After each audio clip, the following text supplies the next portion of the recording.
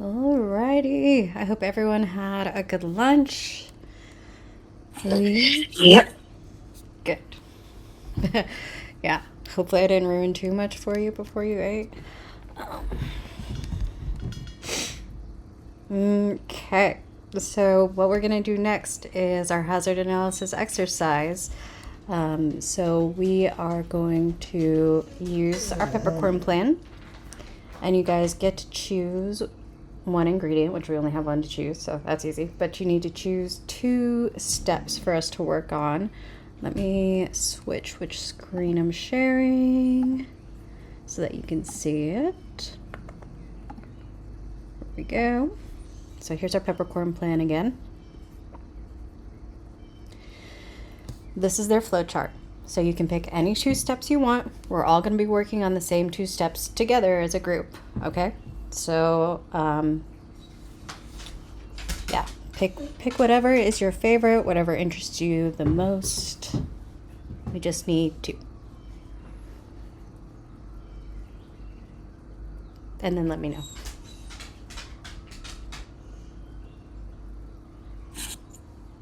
Well, if no one's going to jump up, I'd say why not do the first? Well, not necessarily the first step, but the peppercorn bag dump and clean. Cool. All right, I like that. And then one more.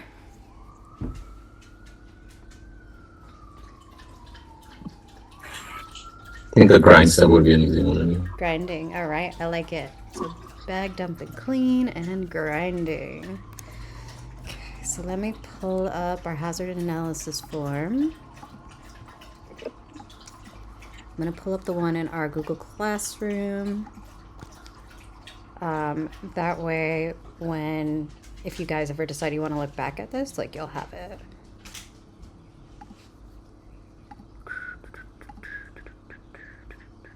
Haha. Okay, good. So let me share something else. Okay. So you do have access to this in the Google Classroom. I'm going to start by putting in peppercorn for us for our ingredient, and then we're going to work on the bag dump / cleaning step, and then the grinding step. All right. So starting with our peppercorn, we're going to look at our inherent hazards first. We're going to do that using the FDA guidance, which I will pull up. Let me put it back to the beginning.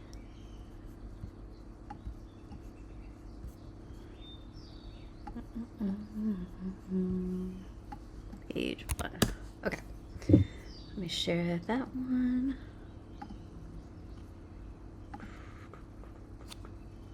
Here we go. All right. So this is our draft guidance, and we're going to use, this is the Appendix 1 of the draft guidance. It's not the full draft guidance. It's a little bit easier to search Appendix 1 than it is to search the full guidance, just because of size. So we're going to search this for peppercorn.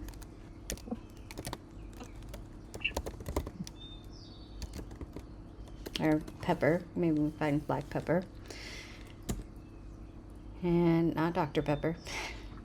We're going to make sure we find the correct application, right? So in this first one, spices, dried ground, cracked or whole. That's us. Pepper, black, white, red, and red. So we're good. We got our black pepper. And we see it tells us we have to be concerned, we have to think about Bacillus cereus, Clostridium botulinum, Clostridium perfringens, and Salmonella. Sorry, real quick. So when we apply this to our own companies, Appendix 1 is a guideline that we can use to look up candy, ice cream, etc. And it can tell us exactly which hazards we should be aware of, and that's what we're using for in our real life scenarios. Whatever it says in this appendix is what we're using. Yes, so it's going to be at least one of your sources in all likelihood. You might Okay. use other sources too, but it's a very helpful option. So if I were doing candy and I were to look up like sugar, right? There's not really hazards super involved with sugar, but it is there to show you like what potential hazards would be there. Okay, perfect. Yeah. Yeah, turns out sugar and salts are considered to be exceedingly safe. So there are just certain ingredients like that. All right, let's get back to our pepper. Another thing to consider when you're looking at these tables is the specifics about your product. So in the case of our black pepper, we're in oxygen permeable packaging, which means that for our organisms, we will not need to be concerned about pathogens that do not grow in the presence of oxygen, right? So you would do research to figure this out, right? There's the Big Bad Bug Book that you can use, or you can go to your trade association, or Google and see what kind of university studies you find. Lots of different means for information. But I would see that, let's see, it is Clostridium botulinum and Clostridium perfringens. Those both grow when there is no oxygen present. So for those particular microbes, I do not need to be worried about them for our particular product. Does that make sense? Yes. Cool. Yeah. Okay. So what we're going to write down is Bacillus cereus and Salmonella. If I continue to search pepper to see if we have any chemical hazards, let's see, I think. So that's red hot pepper, that's not black pepper. So I think we're good. So now that I've gone through that, I am going to go back to my hazard analysis and write in Bacillus cereus and Salmonella. So we'll go back. There we go. And I apologize for having to do so much screen shifting. There's so many different pieces that you have to look at. If you want to look at it all on your own, it's available in the Google Classroom. It's easier to look at if you have multiple screens. You don't have to do it though, so I'm going to show you all as we go through. So we've got Bacillus cereus and Salmonella. The next thing I'm going to do is we are going to reread the section about the black peppercorn, about the supplier, and then we're going to go through table A17 and answer yes or no to each of those potential hazards. So let's go to our food safety plan. Did I close it? I think I closed it. 1 second. Oh, it's because I switched the screen in Acrobat. Here we go. We're learning. I apologize for learning on the spot. Okay.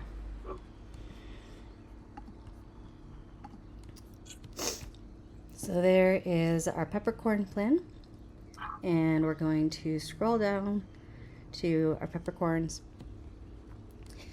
And if we recall, they're untreated peppercorns. They come in those 50-pound bags with plastic liners. They come from a grower in Vietnam.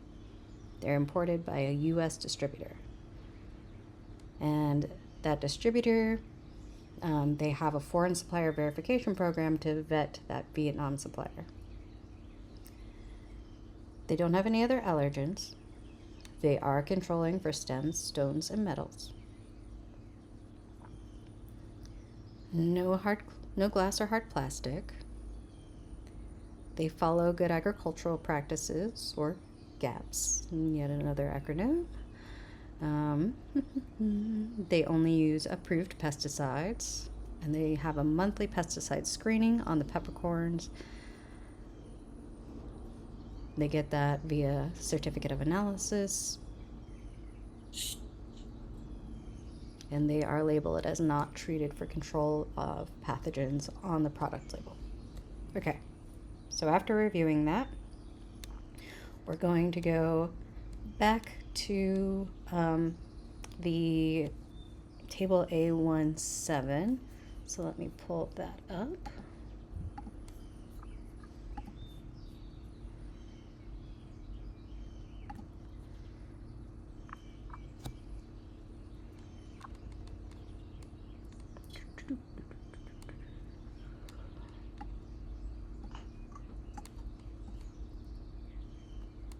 Here we go.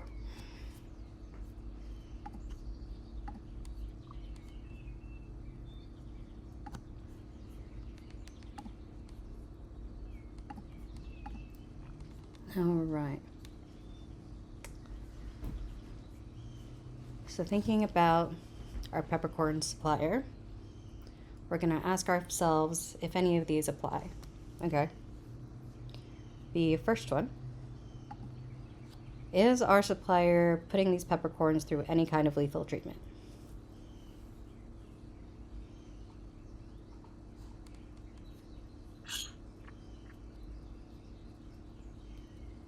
So they specifically say in the They're not. description. Yeah, they're not. Exactly. So they're not. So that's a no because it doesn't apply. You can't survive a lethal treatment if you don't have a lethal treatment. They're not temperature controlled. They're not formulated for safety. They're not in reduced oxygen packaging. We're not adding anything, or they are not adding anything to the peppercorns. They're not, let's see, not in a hermetically sealed container at the supplier level. And then we can't have recontamination with pathogens because they're already, they're starting contaminated, they're coming contaminated. So can't, not likely to make it worse. Okay. Could we have allergen cross contact or an incorrect allergen label on the black peppercorn? Yes. From the supplier. Oh. It said no, right? No, they're just, Right, yeah. it's no. And then are we adding any potential chemicals that have a limit use to our raw black pepper? Again, from the supplier. No. Right. This one's a no. Do we have a potential for metal coming from the supplier?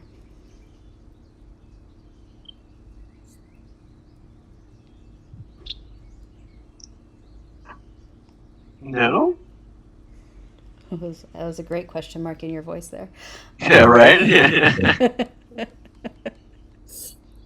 it's just so much info I can't remember too. Yeah, I understand. I'm sorry. I wonder if I can show you the description at the same time. I'll just flip over. So the answer to that is it would be yes, because there could be stems, stones, metals. Yes, right, exactly. So they specifically state we have potential for stems, stones, and metals because it's coming from a farm. When things come from farms, they got all kinds of crud in it. Sure. Yeah. And they specifically tell us that our supplier cleans it. And then even later, when we look at the cleaning process, they specify, like, this is our supplier's control. Like, we don't control for it. They control for it. And if we find metal, we make them do a corrective action. So 100% correct there, Christy. So we are going to say yes to metal. So let me flip back.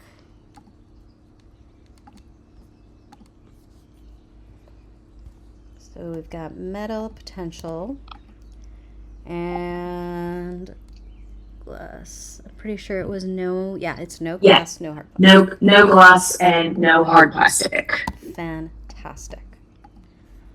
So now that we've looked at all of that, we see we have to address our physical hazard. That's our only yes. So that's what we're going to put into the hazard analysis form.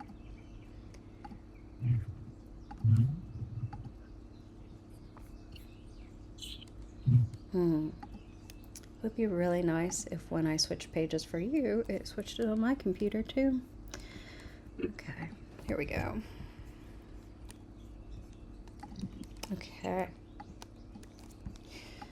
So we are going to put a little P for our physical hazard. I'm going to make my font bigger. I think. Oh, duh.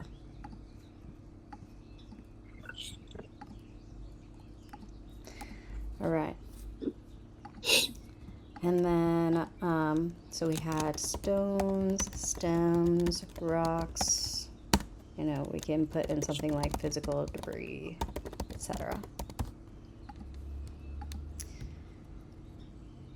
All right. And conveniently, we didn't have to remember any of those crazy long phrases. So that's nice. I'm sure we will have to address them later. Okay. So let's start with Bacillus cereus and Salmonella. Do you think these potential microorganisms would require a preventive control?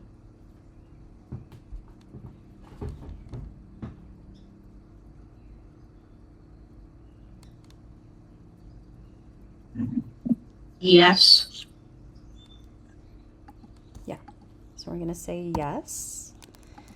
And in our justification of that, we know that they are inherent hazards from our FDA guidance, right? And we know that we're getting these peppercorns in there untreated. And if the customer were to get this product with these particular pathogens on it, then they could get really sick.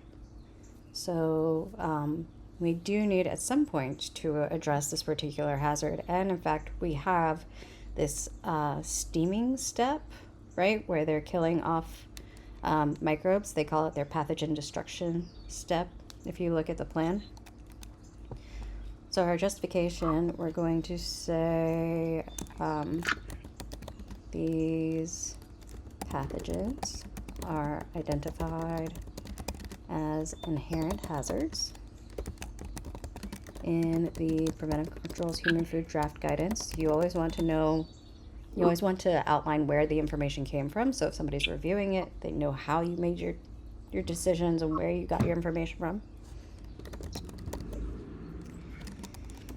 And in the absence of control, right? So if not controlled, they can cause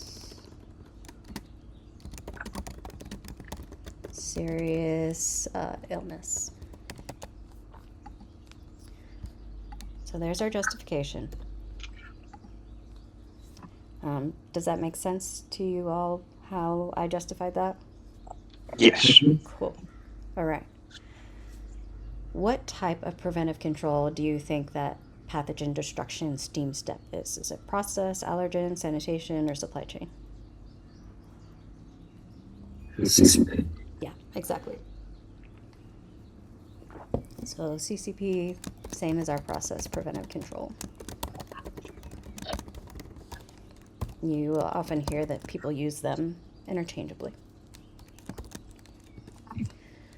So our pathogen destruction steam step. All right, now remember we are working on our ingredient. Is the preventive control applied at this step? No. That is correct. Fantastic. Very nice work. Let's talk about our stones and stems and rocks and physical debris. Do we think we need a preventive control for those? Yes. Mm-hmm. Oh, yeah. Yeah. On that one. Yep. Yeah. Cool. So yes, let's say these are commonly found, trying to think of good phrasing for this. Natural. Yeah, thank you. Natural contaminants in black and untreated black peppercorn.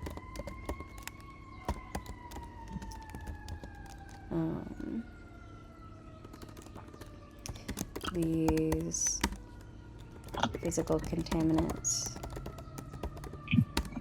are removed by the supplier, and in this case we're going to highlight that it's the farmer. And the reason is because our direct supplier is a distributor, right? Like the person we're grabbing it from is the distributor, but our supplier that's controlling that hazard, that's actually controlling that hazard, is the farmer. So we need to make sure that when we're talking about our supplier, we're talking about the farmer. So I know that can get a little bit hairy sometimes or confusing. What kind of preventive control am I going to use?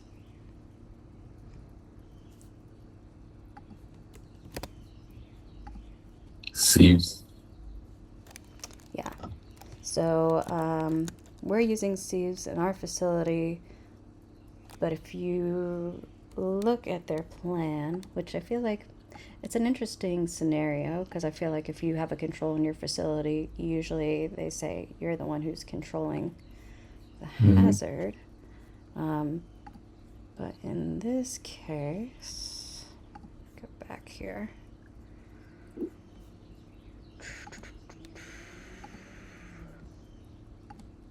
There we go.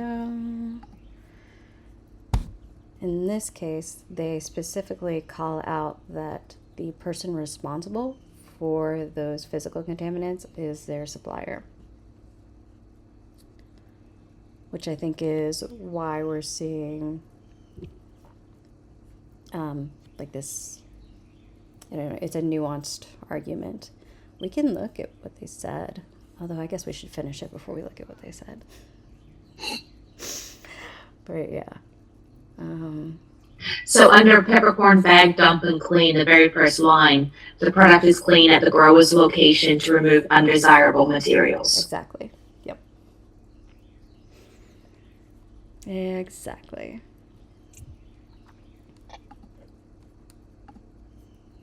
Says they use sieves in them. Yeah, so their sieves are used for providing uniform peppercorn size, and it says if they find foreign material, then they follow up with their supplier, right? And they basically go to their supplier and say, hey, you need to do a corrective action because we have a nonconformance. So if it were their preventive control, like if it were our peppercorn company's preventive control, they would be doing their own corrective action, right? As opposed to saying, hey, supplier, do a corrective action. All right, if it was not a supply chain control, is what I mean.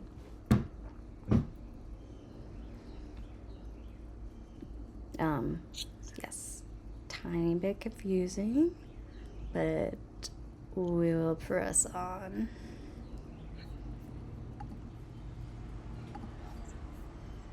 So then in step 5, that would be supply chain. Exactly. And when we finish going through our 2 steps in our peppercorn ingredient, we'll look at what they said in their answer.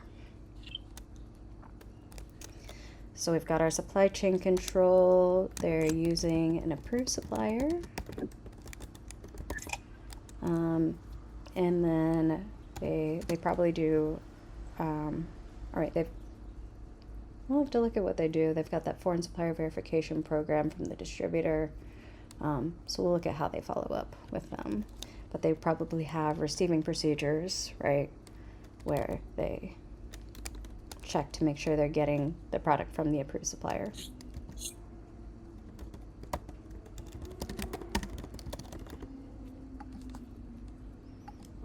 Okay, so we're looking at this ingredient, peppercorn, and we've got a supply chain control. is the control applied at this piece? Yes. Yes, fantastic. Making great moves. Oh, another thing I should probably say while we're doing this,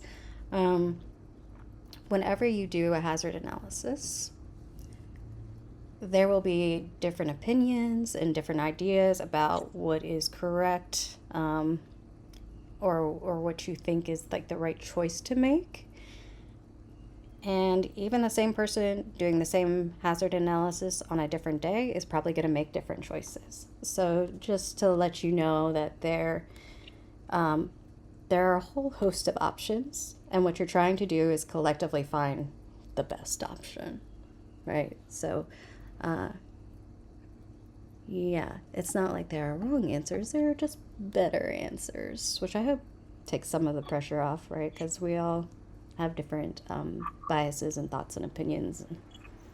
Yeah, that's a weird way to control that, or unless they misworded it or something. I agree. I think it's a weird way to control it. And it is entirely possible that the people who created the food safety plan and who created the course worded it that way and like maybe changed their mind or forgot to change it. They do include some strange things that are teaching moments every now and again. Because if you ask yourself, is it controlled at that step? Yeah. I don't think that's controlled there. Yeah, I feel like it's since they have their own sorting, it just makes sense for that to be the control. But yeah, they do the same thing in the peanut plan. That's interesting. Hmm. Yeah. All right, so we've got our bag dump and cleaning. Do you want me to bring up this step again so we can read through it? Probably yes. Yeah. Yeah. Okay. Here we go. Make sure, yes, I'm on the right piece. Okay.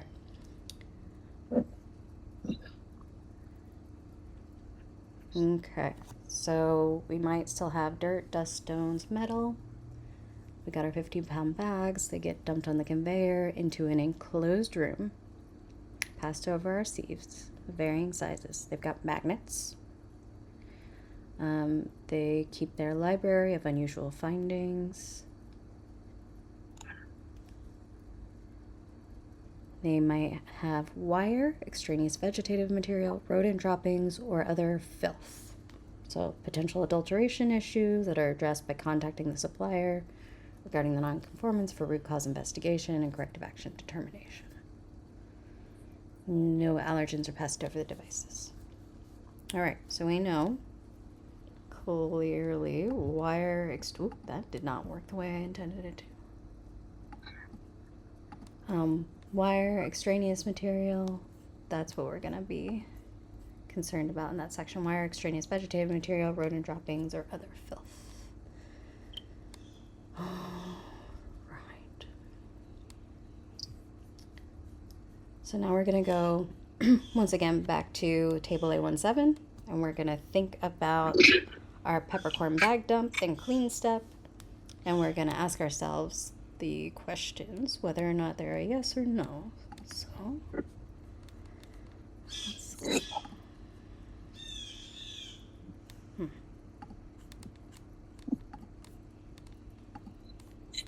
All right. So I'm going to put in here that we are working on the bag dump clean step, just so I remember. Because when you apply these sheets, usually they're applied for the entire process. And so it helps me to remember which particular piece we have to be concerned about. Okay.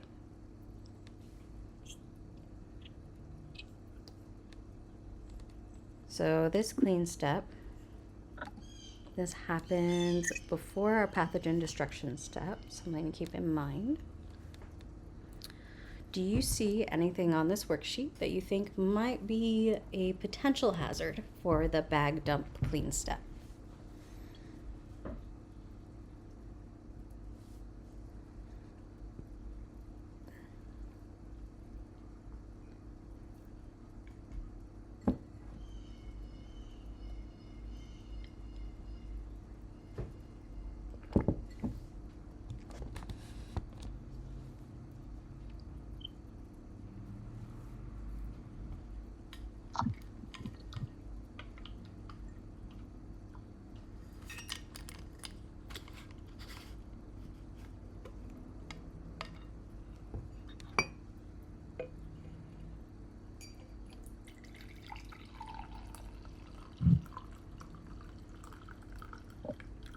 It gives a dedicated room, correct? That's what it Yes, said. it is in a dedicated room, and they said it's pressurized, it's enclosed.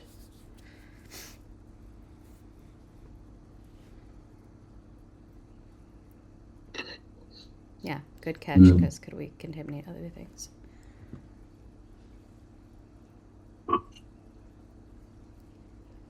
Shall we go through the chart together?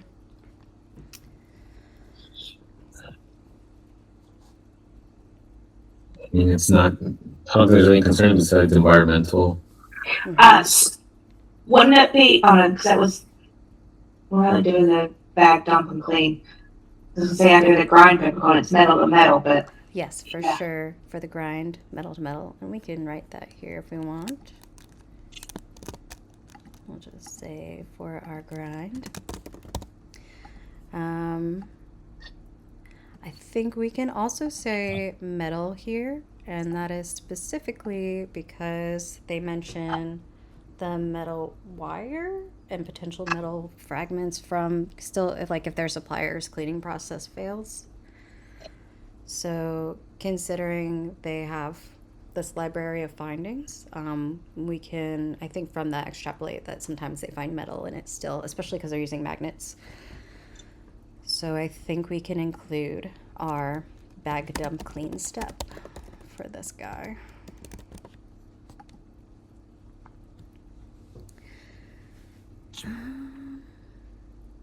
Actually, I guess. Do we have a metal detector step? We do. Sorry, what I am wondering is, you would find the metal pieces here and remove some of them, but we have a metal detector, so that would theoretically kick out all the metal and be like our main control for metal. So I'm wondering if maybe we don't have to include it for the bag dump clean. Right, because I don't, list the hazard when it's introduced, made worse, or controlled.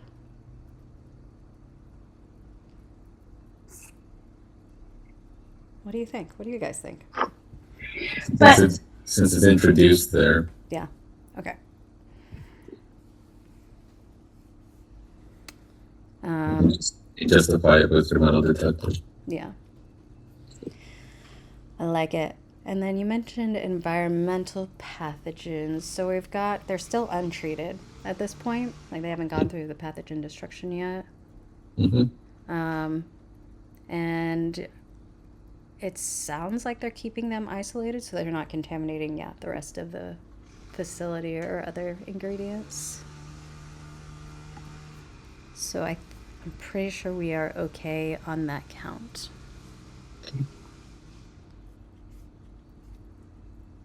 But let me double check. Yes, so that is enclosed and pressurized. Okay. So now we're going to go back to our form and we're going to list metal.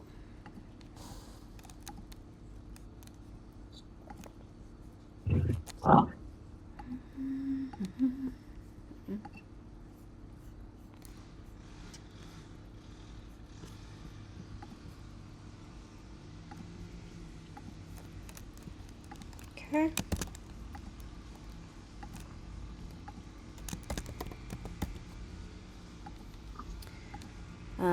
And we could include the other things they listed there, right? Was vegetative debris. I think it was rodent droppings. yeah. Metal wire, erroneous vegetated material, and rodent droppings. Perfect. Thank you.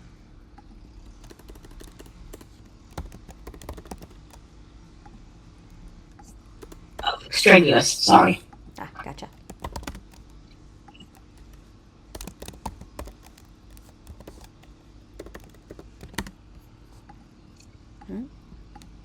So close. Okay.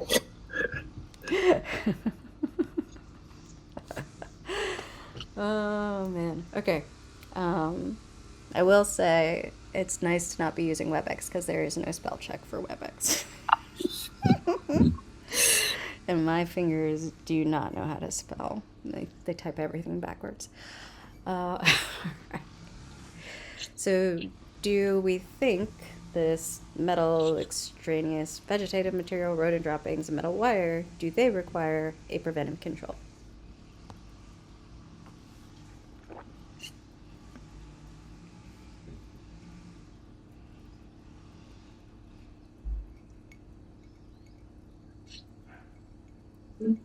Yes. I think I agree. Metal could definitely, the wire could cut somebody, right? Vegetative material, you could cause some damage depending on what it is. Rodent droppings would definitely be considered adulterants. I will say, when if we were like in our facility considering rodent droppings that were coming from our supplier, our GMPs for pest management would probably be our way to control that. But this is a little bit different. Yeah. And I think the metal wire is really what's pushing it, right? So, let's see. Our physical debris, foreign material, contamination.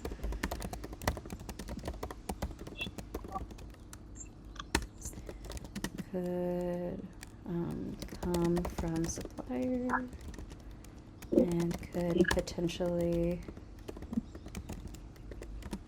persist if suppliers sorting process fails.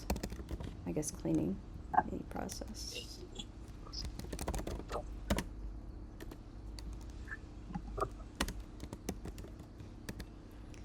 And these materials could cause choking or cuts if not controlled.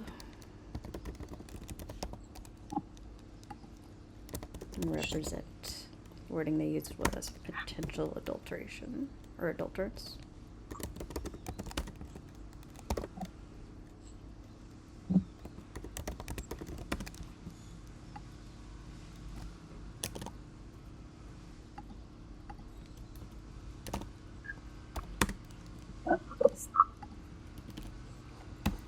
All right.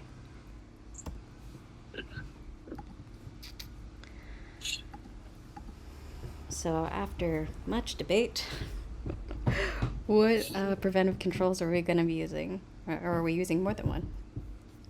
CCP. So we've got our process preventive control for that metal.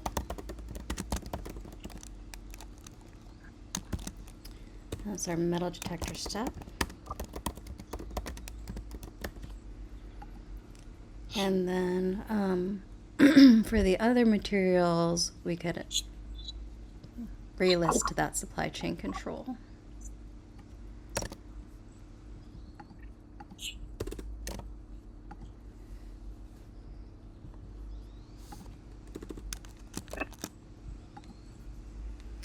All right, and neither of those happen at this step. So awesome. We're in a good spot. We got one ingredient down, one step down, and now we're going to move on to the grinding. So I'm going to switch our screen again so we are looking at the grinding step so we can read through it.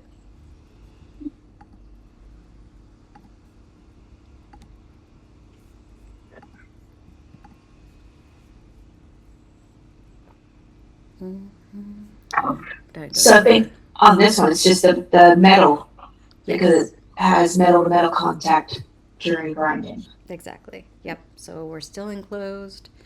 Yeah, we've got metal to metal contact. So we're going to go back to our form where we look through all those potential hazards and see if there's anything else we haven't thought of for the grinding step. All right, so we know the metal. we're enclosed still, so environmental pathogens. Does the grinding happen before the steam or after the steam? So the grinding happens after our kill step. But it is an enclosed, pressurized system. Do we think we need to worry about environmental pathogens?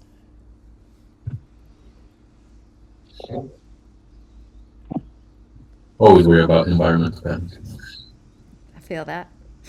in the meat industry. Yeah, absolutely. Yeah, honestly, like in my mind, I'm thinking, well, if the grinder isn't cleaned appropriately, you could absolutely contaminate your product at that point. I'm hesitant because it's enclosed. But if all they grind is peppercorns, Yes. No But worries. it's after the steam, right? Yeah, it's after the steam, so it's after their kill step. Right. So we're essentially trying Because to if it gets evaluate. contaminated by improper cleaning, Mm-hmm. then you have an issue because it doesn't get killed again. Yeah. So the question is, would that cleaning and sanitizing procedure be a GMP or would it be a preventive control? Or maybe we want to call it something in between. Maybe we want to call it a control measure or an operational prerequisite program. Kind of like a control measure. Okay. Y'all agree? yeah. Cool. I like it. All right, so we're gonna say yes, and we're gonna call it a control measure. And I am just gonna straight up copy paste to make my life easy.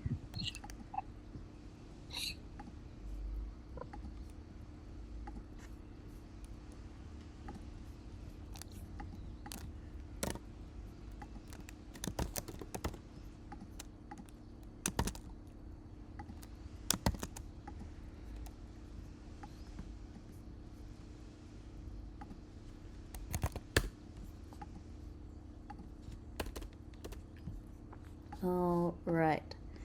So we said no. This will be managed with a control measure. We can even reference an SSOP, like, so say C SSOP grinder. Yeah, whatever you call your SSOPs. Yeah. Cool. All right, let's do the metal one. Do we need a preventive control? Oh, I put the wrong letter there. Yeah, that should be pretty good. So, yes. Mm-hmm. Is it a general rule that anything, when it comes to metal, is a potential preventative control? It depends on how you choose to manage it. Like, you could do what we did with the environmental pathogen one and say that your control is a control measure or an operational prerequisite program as opposed to a preventive control. So yeah, it just, like, you might also say it's unlikely. So for example, say in this particular facility, even though they have metal and metal contact, they only end up with metal in their product like once a year, once every 5 years, like something that's really doesn't happen very often. Then we would probably knock it down to something that's not a preventive control, right? Okay. It also becomes very repetitive depending on the steps. So sometimes you have repeated controls. Yeah. Depending on if your steps are similar. Exactly. But it does get tedious because it's you overthink everything. Yes, 100%. And I think it's just a common problem for everyone who does hazard analysis or multiple hazard analysis. It's just so easy to overthink. I had somebody once ask me why we don't consider extremophiles, and I was like, "Wow, you went far." Yeah, that's not fun. That's Yeah, no. At that point, your brain is just like. All right. So metal could come from metal and metal contact. Grinder.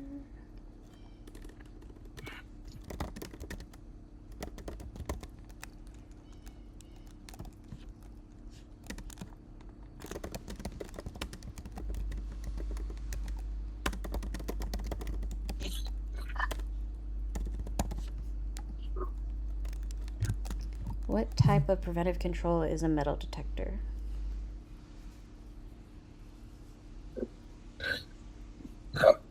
Does it say how it's listed? Would it be a control? Would it be a what? A control point? It's yeah, so critical control point, yeah. So we're gonna say CCP / process preventive control. Right.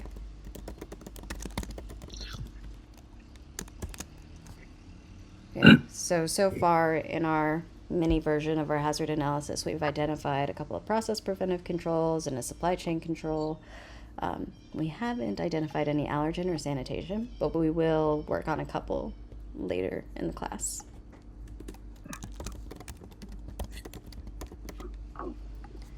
Does the metal detection happen at the grinding step?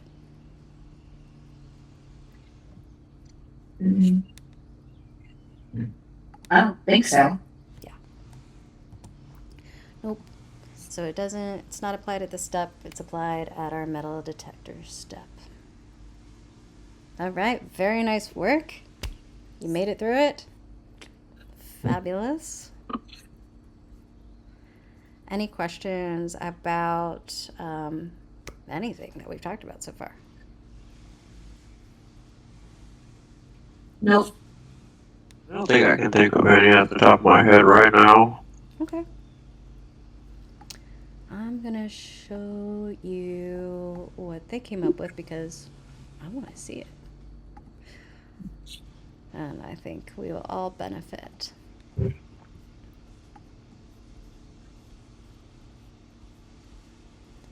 All right, so if I look at the black peppercorn, they address salmonella.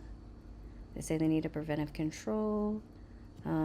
That's the steam treatment, pesticides. So they did mention that certificate of analysis for pesticides from their supplier.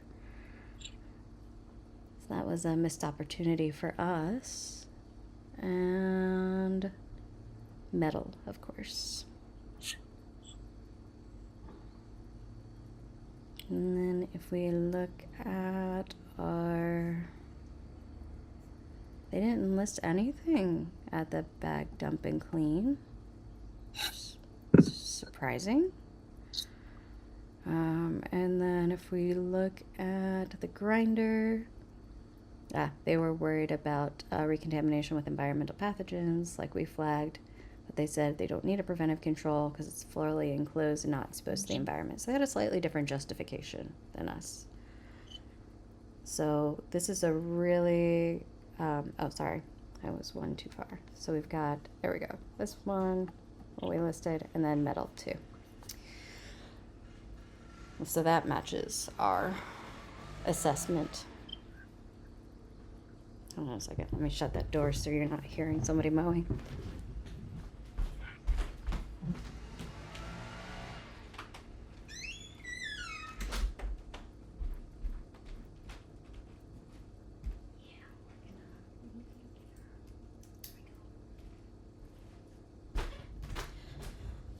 All right.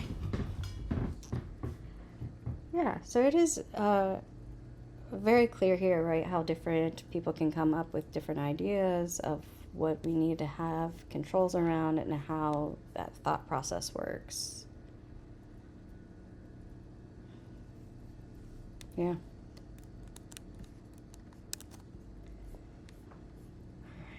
All right, let's move along.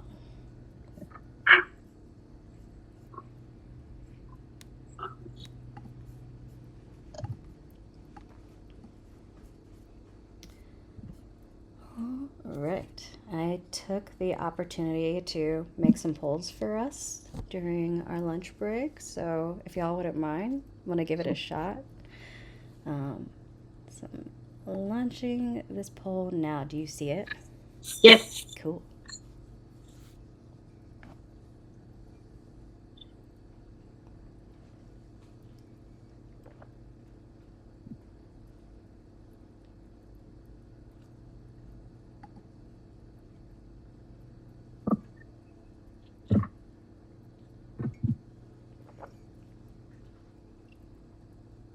Sorry, I can't remember most of the stuff we read, but Yeah, no worries. It is absolutely okay if you don't. But everyone got it right, so that's awesome. Very nice work. I'm just excited to do a poll. All right, let's do one more. How about this one? What's another name for a critical control point? Because we did talk about this while we were doing the hazard analysis.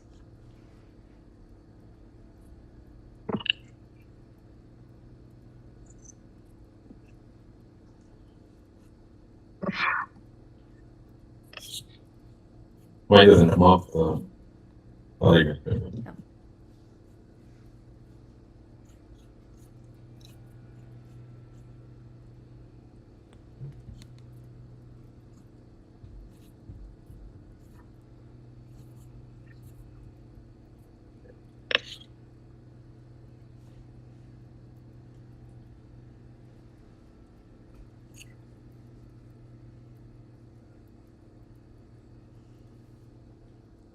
Very nice. Excellent work, y'all. Absolutely. So our critical control point is the same thing as the process preventive control. They just renamed it to make things complicated. I mean, really to make it match and to fit the new regulation, but you know. All right. Nice work. I'm going to bring up our presentation again, and we are going to talk about process preventive controls next.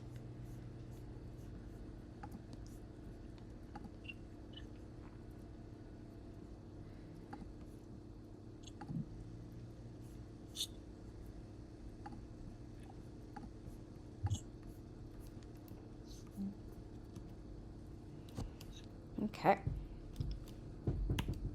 So in the second half of the class, we're going to go through each type of preventive control and the pieces that are supposed to go along with those preventive controls. So our process preventive controls, also known as critical control points, they are usually assigned a critical limit. This is essentially your criteria for safe versus unsafe. And they've included other words to describe a critical limit, like parameters and values or criterion. And that is because critical limit sounds like a number, and it's not always a number. Like my critical limit might be a number. It might be a pH of 4.6 or a water activity of 0.86. But it might also be the screen is intact, right? If I've got a physical hazard that I'm filtering out. So that's intended to be more inclusive for our terms.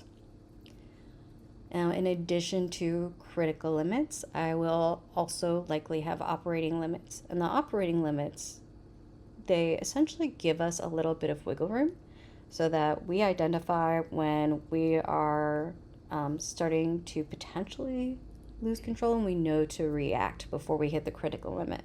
So say if I'm deep frying something, right? Or we're using our sous vide and we're trying to hit a specific temperature for a certain amount of time, and I see that my temperature is dropping, and I see that I've hit my operating limit. That would be a time when somebody would react, or the equipment, if your equipment does that, to increase the temperature parameters so that we don't hit that critical limit. I like to think of it like you're a tightrope walker, right? You've got your rope, you're walking across it, being careful, being safe, nice and balanced. Underneath you, hopefully there is a net, and underneath the net is the ground. The net would be your operating limit. The critical limit is the ground. Operating limits sometimes are set for quality too. Now, when I am finished with my hazard analysis, I'm going to use that form to help me fill out my preventive control forms.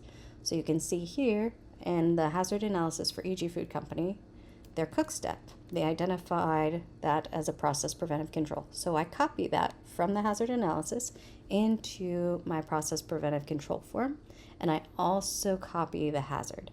And then it's my job to go through and figure out what my critical limits are, how I'm going to monitor this critical control point, what corrective actions I need to do if we have a deviation and we might have unsafe product, how I'm going to verify that this is working the way I wrote it and that it's controlling the hazards, and I'm also going to identify what records I'm going to need as a result of implementing the process.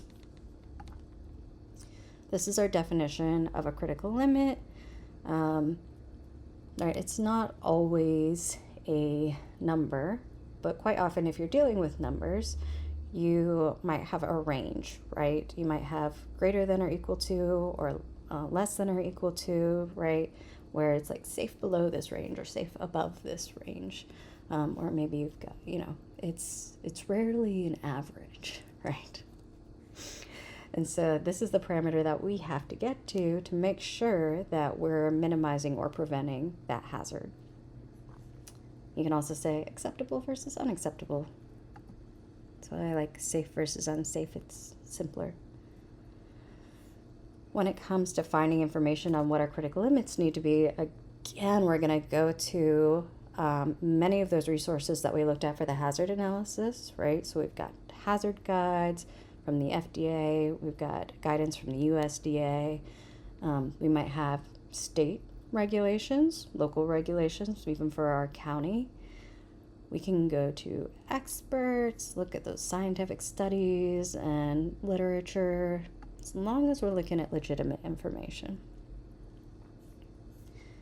So when I go to fill out EG Food Company's form and I put in their critical limits, they found from the FDA food code that if they cook eggs to greater than or equal to 158 Fahrenheit or 70 Celsius for less than a second, then those eggs will be safe if they are not served instantly, like they're served later, right? So this is specifically for eggs for future service.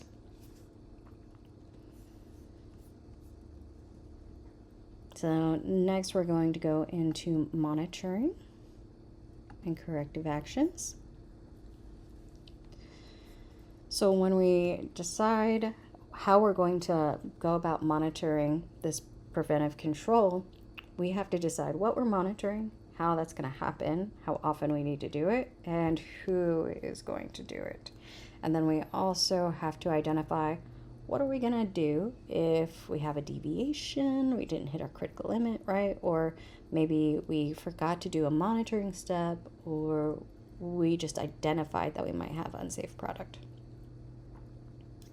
This is our definition of monitoring, right? So we're conducting a planned sequence of observations or measurements to assess whether or not our control is working the way it's intended, right? The reason they're so strict about doing things the way you've said is because you determine what's important for the safety of your product, right? You're expected to be the expert in your industry and for your product and for your facility. So you write down what you deem is important for food safety. And if you're not following what you wrote down, then you're not following your plan for food safety, right? And so it's a big red flag, right? They want you to follow your plan that you decided was necessary for safety. All right, so when I'm monitoring, for one, it's going to generate records that show that I am managing this preventive control, that I'm watching it to ensure that I'm maintaining control, and that I'm acting when I have potentially lost control of the safety of my product. So when I have a deviation, I haven't managed to hit my critical limit.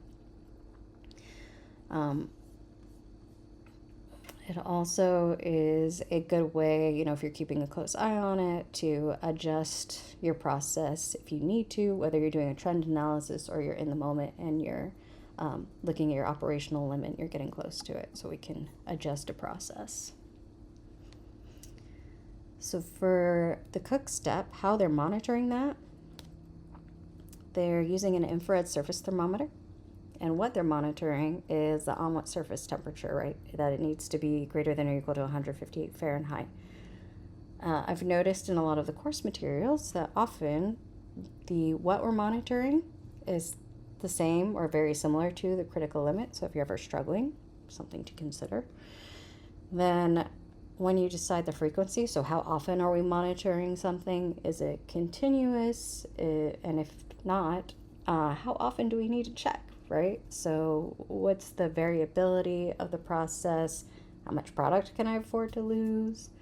What makes the most sense? And when I write it, I want to make sure I don't write myself into a situation where it's hard for me to be in compliance with what I wrote. So like if I wrote, I'm going to check this omelet temperature once an hour on the hour.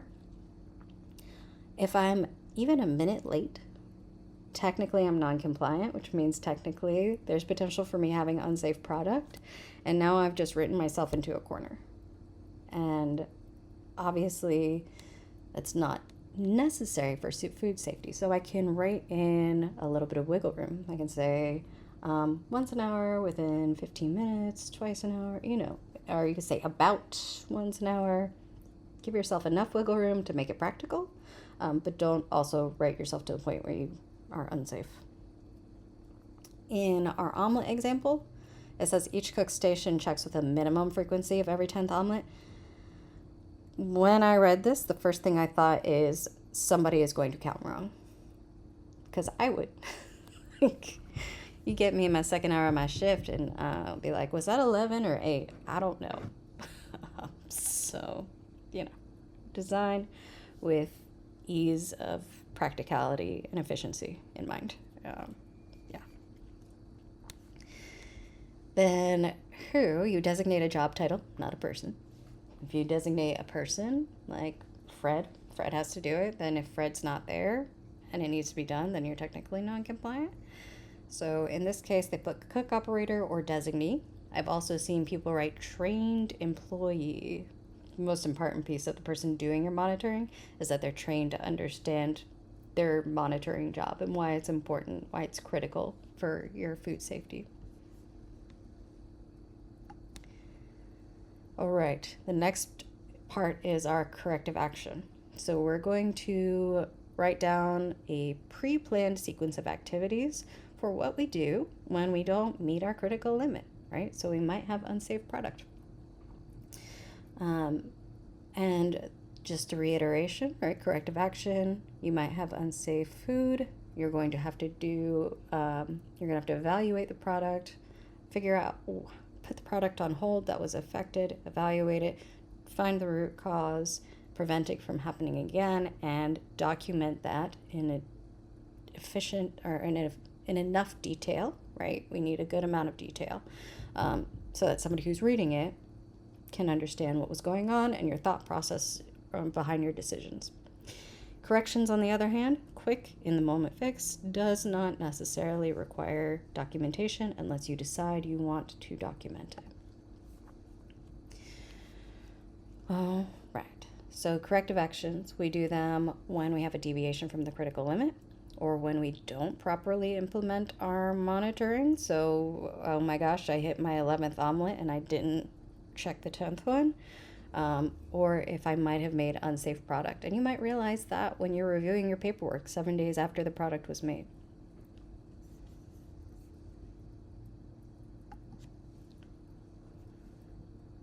So when I'm writing my corrective action procedures, they need to include these things on the slide, right? So I need to identify what product was affected, and I need to put it on hold and evaluate it. Check to see if I can rework it, if it's okay to pass it, or if I need to get rid of it. If it's unsafe, I need to make sure that there is no way that that is getting to the customer, right? So I need to be very considerate of how I dispose of things, right? Because even if I put something in my dumpster and somebody goes dumpster diving and then pulls it out of my dumpster and eats it, I'm still legally liable. So I need to make sure that my waste product can't be consumed. And we do that in lots of different ways.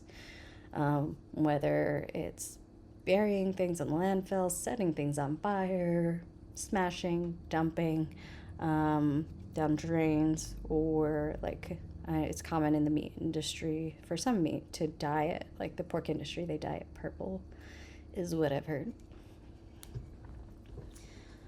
So that's the product. Now, as for the actual problem, right, that caused this issue, I need to identify the problem, figure out what the root cause is. So I'm digging deep to figure out, you know, you can take a CAPA class, corrective action, preventive action. They'll teach you root cause analysis and all the good things. But you're digging and digging and digging until you find what actually caused the problem, and then you fix it and you keep it from happening again.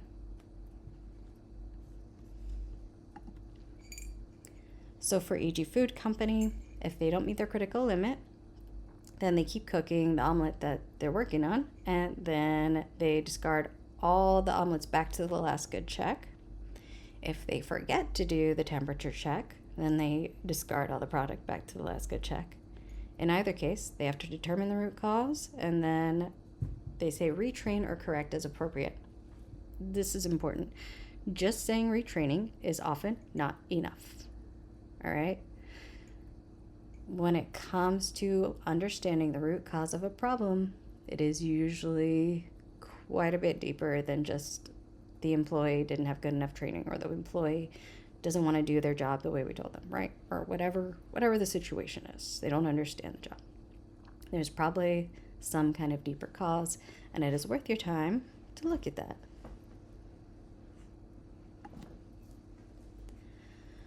All right. So the next piece, verification and validation. This section tends to get a little bit confusing for some people. It's super common to get confused because verification and validation are always taught together. They both start with V's, and validation is a type of verification, right? Just like bourbon is a type of whiskey. So validation is the scientific evidence that you use to support the choices that you make in your plan, whereas verification is how you check up on your plan while it's actively being implemented to see that whether or not you are actually following it the way you wrote it, and to see whether or not it's actually controlling the hazard.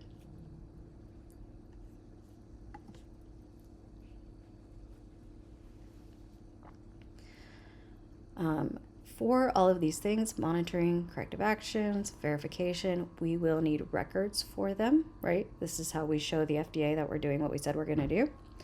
And so we'll go through and look at some examples of records as well. And we also will look at examples where sometimes we keep records of our corrections. These are our definitions of verification and validation.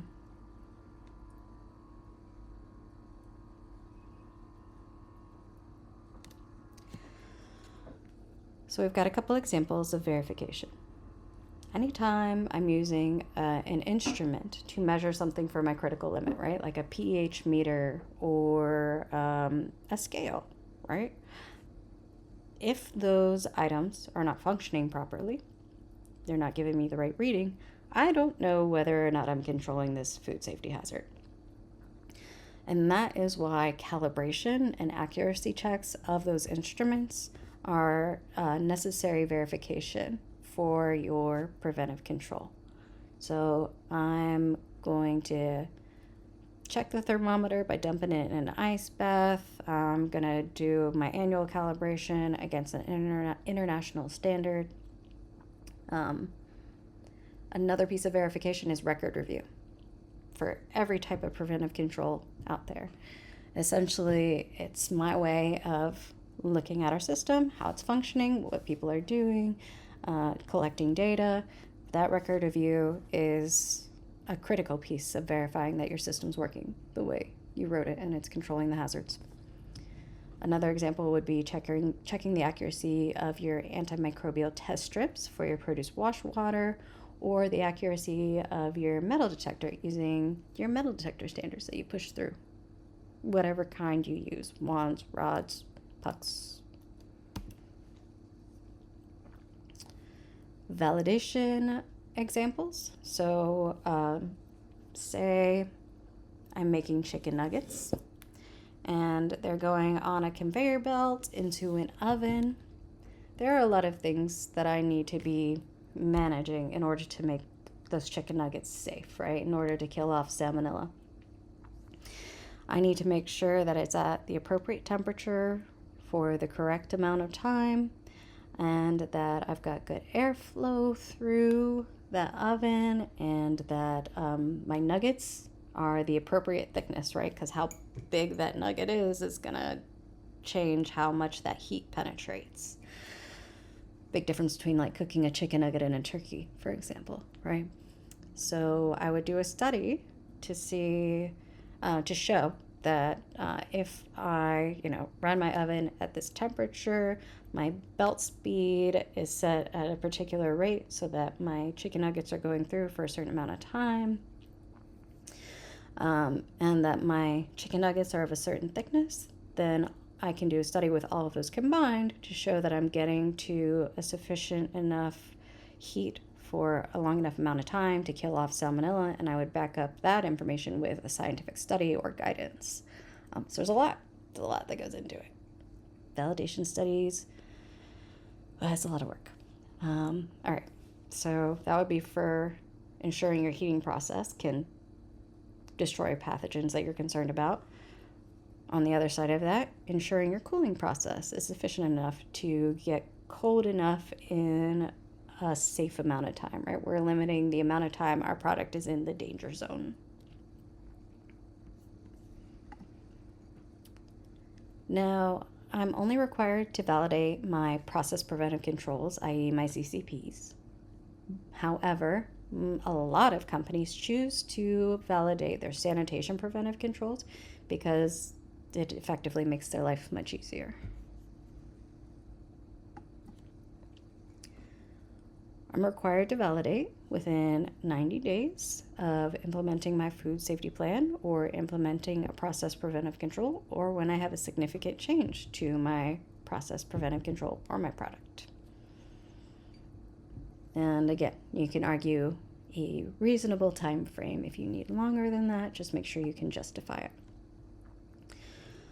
When it comes to my standard operating procedures for these things, for my verification, I'm required to have SOPs for calibration of those instruments I'm using for monitoring, SOPs for testing of my product and environmental monitoring. I am not required to have an SOP for record review.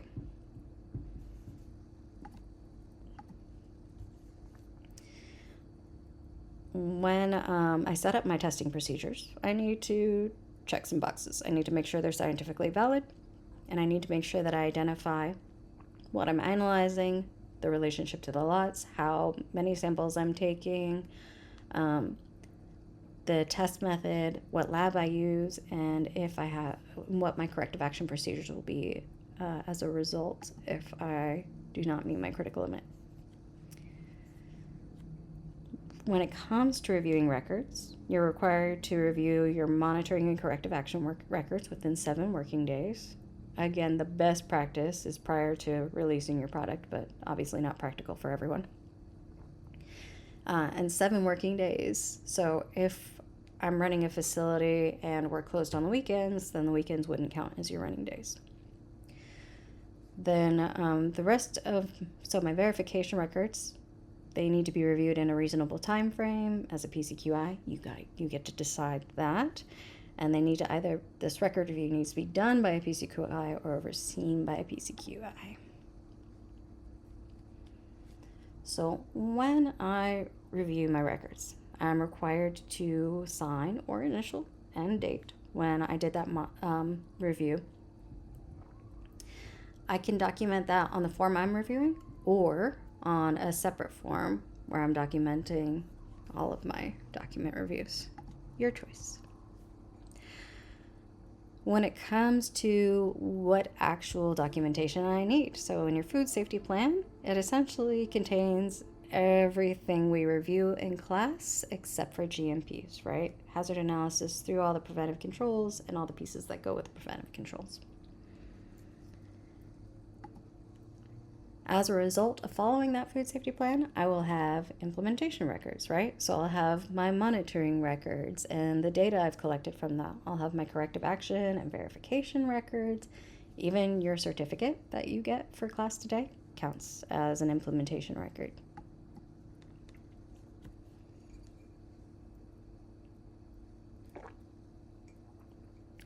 Record keeping requirements. You have to have the original document. When I was taking my Train the Trainer for this course, there was a woman who was previously an auditor in that course, and she told the story about an audit she had done. She walked into this company, she's reviewing their paperwork, and there's something bugging her about their records that she can't, these specific records, that she can't quite put a finger on it. So she grabs one of the records and she walks into the area where that record would have been filled out, where it would have been made. And she realizes there is no way to make a clean document in this area, right? Some production areas are either wet or there's grease or there's, all kinds of things going on. So no way to make a clean record in here. So she finds the woman who filled out the record and she asks her, what's going on? And she found out that that woman wanted to make sure that her records were clean and legible. So she would write the information that she needed on a paper towel and then take that paper towel to the break room with her company documentation and transpose from the paper towel to the record. That paper towel is the original record.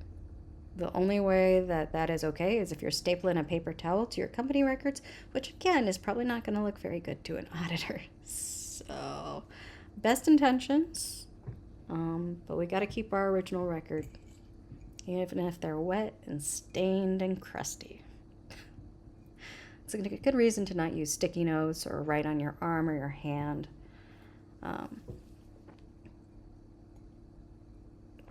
I had issues with my employees rewriting sheets because there'd be too many corrections on them, so they wouldn't have to fill out the correction log. Oh no. Yeah, so they got to give them a good one, but I was like, I don't care if you guys make mistakes. It's pretty normal. It's just, but they would rewrite documents and sometimes it wouldn't make sense, and that's how I caught them. Wow, good for you catching that. Yeah. Yeah. Oh man. I could see why as an employee you'd be like, man, I don't want to do all that work. Let's just That's too, yeah. Yeah, that's rough.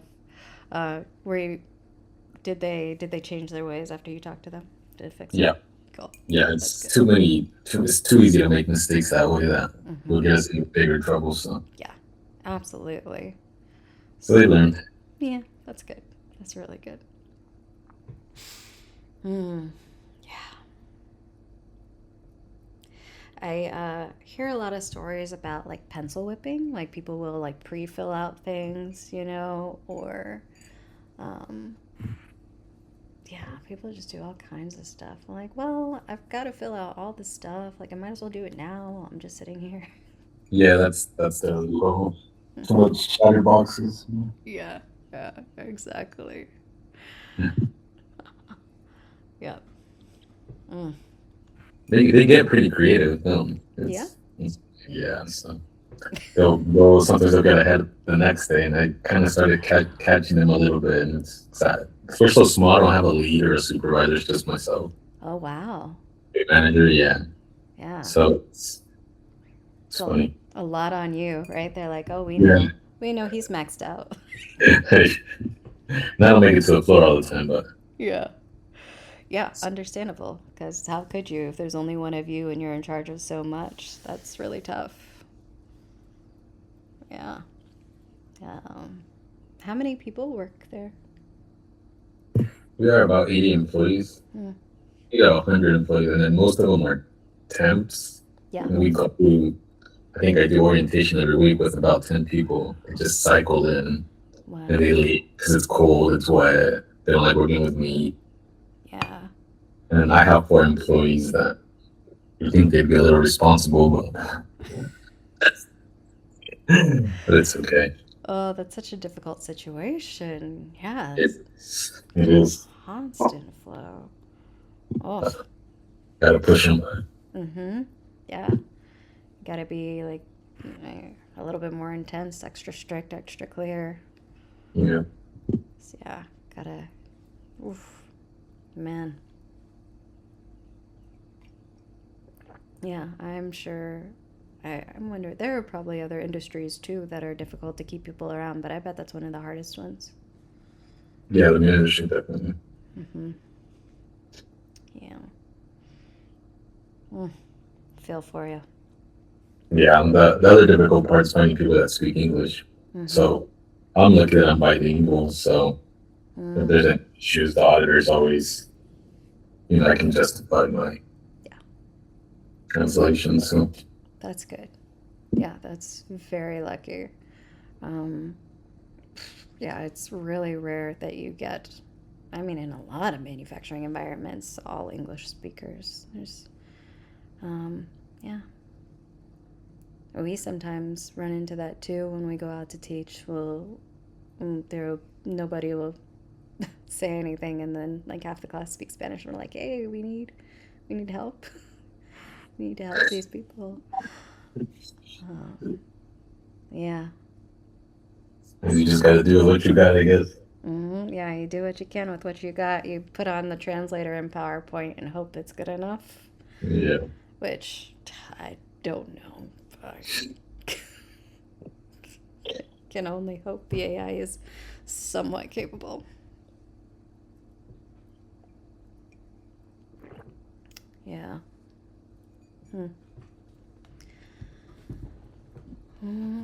Right. What else? Oh yeah, permanent ink. It's interesting to think about like all the different compounds and chemicals that we use in our facilities and how they can potentially cause inks that would otherwise be permanent to run, right? Like your permanent marker will run and if you spritz it with alcohol. Your heat printing paper, if you let it sit in a warehouse and get really hot, it'll turn a solid black color. It's fun. Yeah. Just to add to the struggle. What else? So when it comes to paper versus electronic, paper records are considered the same as the electronic records. Most companies have a combination of both. In either case, we need to make sure they're secure. All right, so password protected.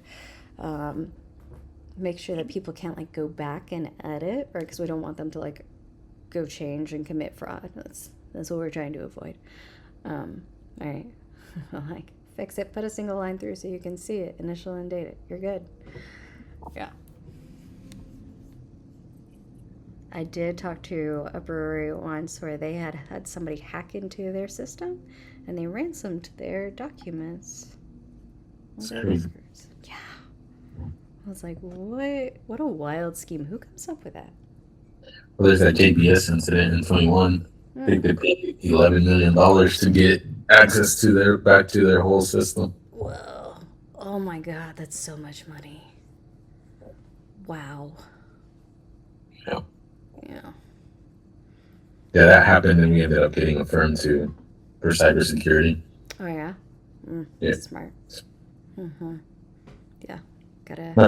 Not that we're that big, but we don't want that to Yeah. happen. Certainly. You don't want to be paying ransom for your records, that's for sure. That's crazy. You never know. The brewery that I was talking about, they weren't very big.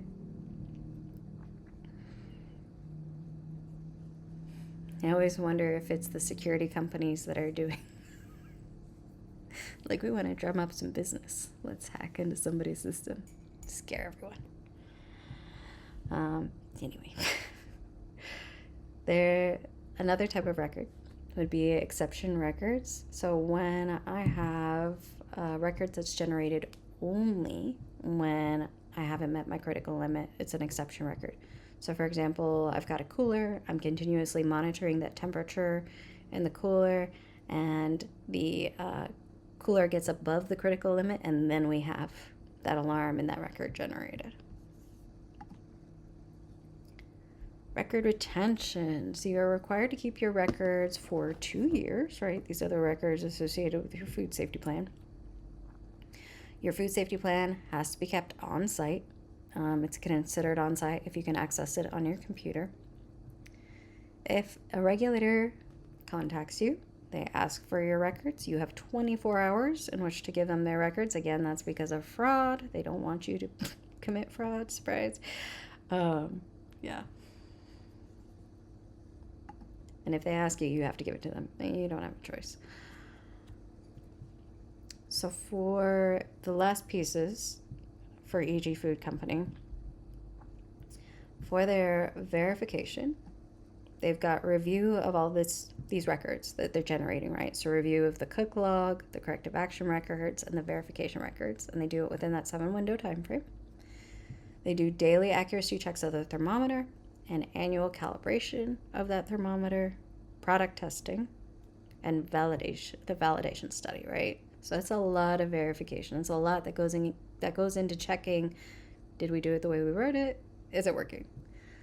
Then for records, the nice thing about records is you can just look at your verification and know what records you're gonna have for the most part, right? I can also go across the top of the form and be like, oh, I need monitoring records, I need corrective action records, I need verification records, right? So in the case of EG Food Company, they've got the cook temperature log, that's their monitoring record, corrective action records, and then for their verification records, they review that cook temperature log, so signing off on that. They've got the accuracy check records for the thermometer, calibration for the thermometer, product testing records, and the validation study is also a record.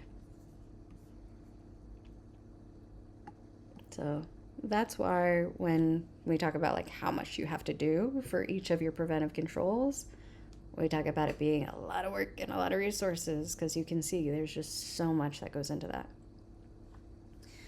So now we're going to do a process preventive control for our ground black pepper.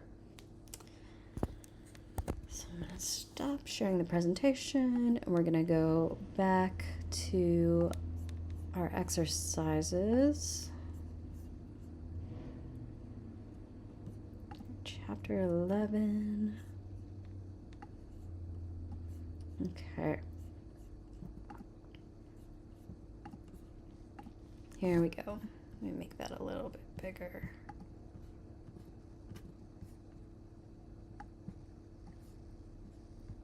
All right.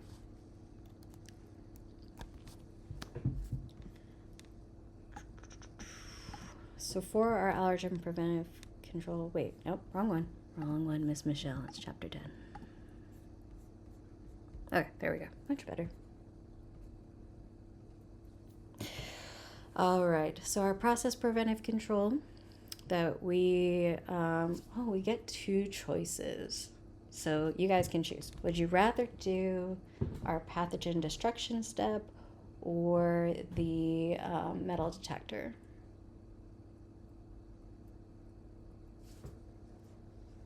Metal detector. Cool. Metal detector. Hazard metal, super simple. When you're looking at writing a preventive control for a metal detector, there are different ways to write it. Some people will write it so that their critical limits are basically that the metal detector is on and functioning. Some people will write the size requirements, so you can choose like what the limits of the metal detector are, right? It's got like a minimum size that it can identify and kick out. And if you want to go a little bit broader, you can do the Sharps guidance, maybe not as great as the other choices, but you could choose that.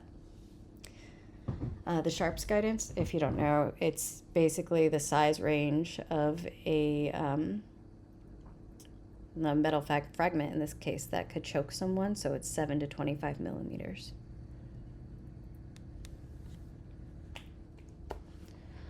So what do you think? Should we go with? I'm inclined to go with like the numbers, like what our metal detector can detect. What do you think? That works. Cool. Yeah, I'm open if you guys want to do something different. Numbers seem like they'd be nice and simplistic. Yeah. So our critical limit will be, let's see, the real question will be, can I remember the ferrous, non-ferrous stainless requirements or standards that generally work for most metal detectors? Okay, so it'd be 2, that's 22 millimeters ferrous. I think it's 1.5 millimeters non-ferrous and 2 stainless. I think that's like usually the detection limit. I might say we use 5, Mhm. 5 and 3. So 5 3 would be millimeters. the ferrous. So Or ferrous. let's do that. That's still under the 7 millimeter. Yeah. Oh yeah, well within compliance. So let's say pieces larger than, greater than or equal to. I don't know what that shortcut is.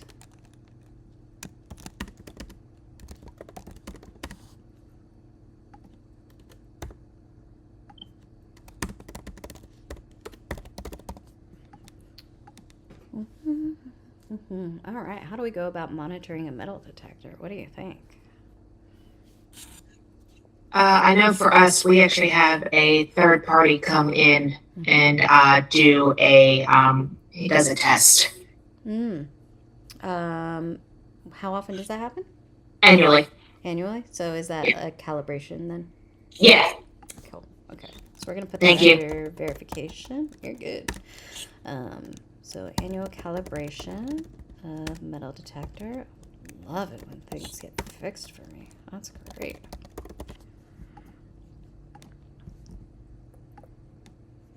Sweet. What can we do while we're running our product through the metal detector to see that we're rejecting these pieces of metal? Running the test, running the what is it, the little cards Mm-hmm. through. So in our place, it's you do it at the beginning of a run. You do it, and then as soon as basically we do it after a pallet. So once we've done constructing one pallet, we'll run the metal detection test again, record it, and then we start all over again, run a new test when we start a new pallet. Mm-hmm. All right. So you're doing it essentially for each pallet? For each pallet, yeah. Yeah. There are lots of different ways the frequency can be written, and obviously it's going to be catered to your specific facility and how you run. Some places I've seen it written like at beginning and end of run, and about like once every 2 hours in between or something like that.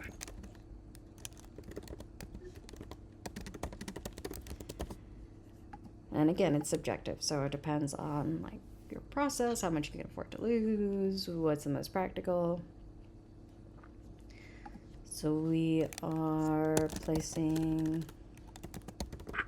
cards in the product and checking to ensure it is rejected. Which form are you filling out? Because I don't think we're seeing the right one on your screen. Oh, I'm so sorry. I am terribly sorry. Let me switch that.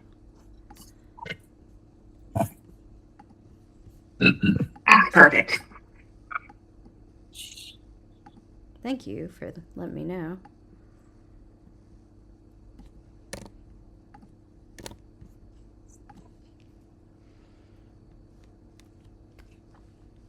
Oh, right. And then who do we want to put in charge of this?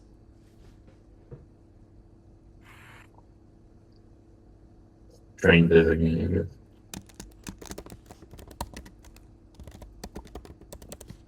Fabulous. All right, so corrective action. What do we do when, say, we run this, our cards through and our product doesn't get rejected? Cry.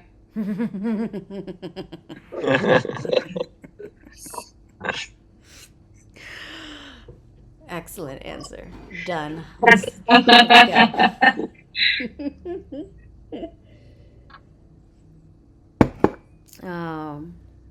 What's the first thing that we would do? Hold volume.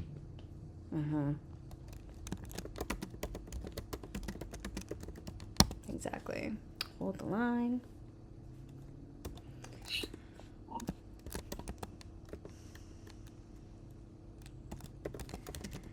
And so for what we're doing for our line, right, we would stop production. We would find the root cause, right? So figure out what's going on, what is causing us to cry, and then essentially we'd have to fix the problem. So whether it's a mechanical issue or maybe an employee mistake or whatever it is, we can write it as simply as they did in the example. So we can say correct or retrain is appropriate. You can go into more detail if you would like. You know, you can get into specific scenarios and write out what you want somebody to do. That way you have a great preset plan. When we're doing example ones, it's a little bit harder to do that because we don't actually exist in this facility, so we don't know all the things. And I think in this case, once we fix the metal detector, we're going to rerun stuff through, right? Yep.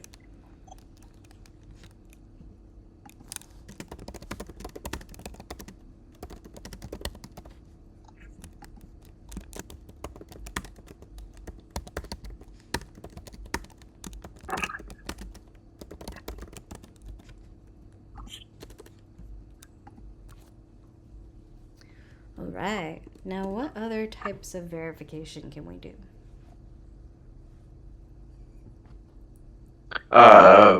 Before we, I mean, like for example, at our factory, before we actually start any form of product making, we always test the metal detector, like with the flavor, all three metals type of deal. So we could probably do some form of testing before product is made. Okay. So, testing.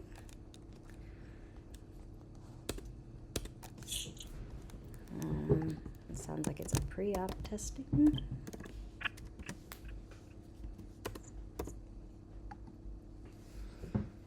What else can we do?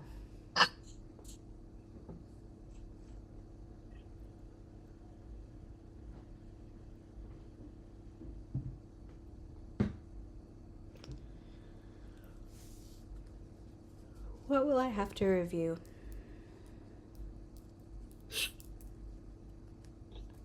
To verify. Detector. It'll be the metal detector log. Mm-hmm. Exactly. And then we would have to review any corrective action records.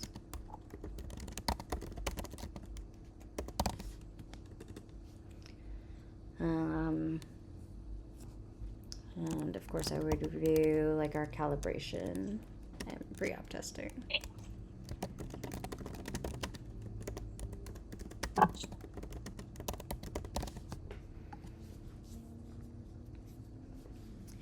And because this is our process preventive control, we're required to do a validation study, right? So that is also included in here.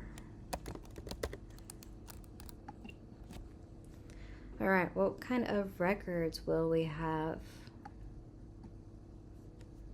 for this preventive control?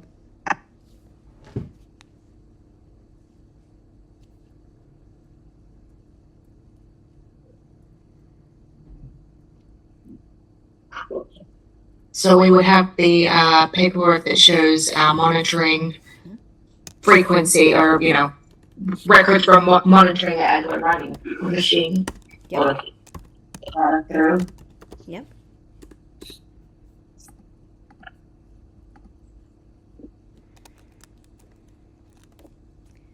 And then, so everywhere I've listed some kind of verification here, I will have a record that goes along with it, right? Yep. Yep. So we've got these pre-op testing log and the corrective action records and my calibration records and that validation study.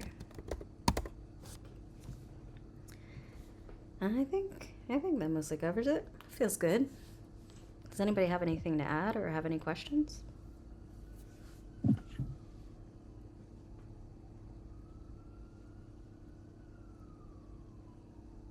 So a validation study is basically just going through and rechecking that everything is running smoothly, operating as it should be. So what you're describing is actually verification. Validation, very common mistake. Please Yeah. do not be concerned. The validation is usually the scientific testing, like scientific study analysis of your process. So you're testing your process, ideally before it gets implemented, but within 90 days of implementing it. It is what you're using. It's a study that you do to show that your process will work. So say you ever buy like those chickens from the rotisserie in the grocery store? Mm-hmm. You ever think about how they know that every single chicken is safe at the rotisserie without taking the temperature of every single one? Mm-hmm. Right. So this is what our validation study is about. It's before I'm selling my rotisserie chickens, I can do a test where I run my rotisserie or whatever they use, my rotisserie, to to test, if I heat it to what I've decided, right, whatever temperature I've decided for a certain amount of time, does that meet the standards for killing salmonella in a whole chicken, right? Can my equipment actually achieve that? And if so, are we hitting the correct temperatures to kill salmonella? You can do challenge studies where, like, if you're bold, you can intentionally, like, add non-pathogenic salmonella to your process and show that it kills that much salmonella. You can do a study where you take the temperature of every single chicken as it's going through the rotisserie process as you're doing the validation study that shows that every single one got there. And then that's your proof, so you don't need to take the temperature of every single chicken after that, right? It's a way to, like, make your life more practical, because we can't literally take the temperature of every chicken. So does that make sense? Yeah, I guess I'm just confusing myself on for how that would be implemented under the metal detection. Okay. So, say you're setting up your metal detector, and you bring in your third party, right? Yep. They're going to set it up for you. And when they set it up for you, they are going to be putting these cards in your product and running it through. Yep. And doing tests to ensure that it gets rejected every single time. That check is probably going to be much more detailed and intense than your average daily check, right? Okay. And then, of course, they're getting calibrated and everything while they're doing that. Yeah.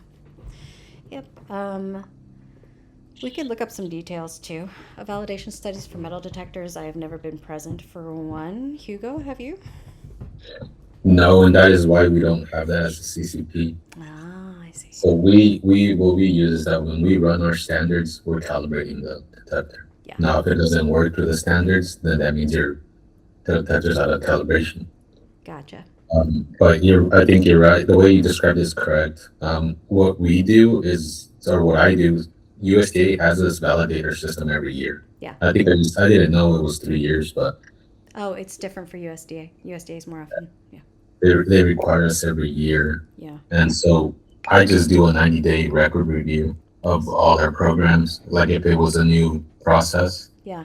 90 days, document everything from a certain time window, and then do random verifications for Listeria, Salmonella, and E. coli. And if they all come back negative, then that process is and then you back it up with your information that you use. So in the metal detector, I would assume whatever information you got from your manufacturer is what you're going to use as your backup.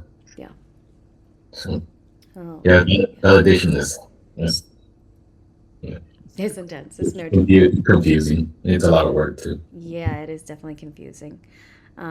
To add to the confusion, even like the documentation that you get from your supplier for your metal detector is also going to be a part of your validation, right? Like you need. Yeah. Yeah. You need to have all that on pod. Yeah. Okay. Thank you. You're welcome. I hope it helps. Yeah. All right. With that, I think we'll do one more chapter and then we'll take another 15-minute break and then we'll crush the rest.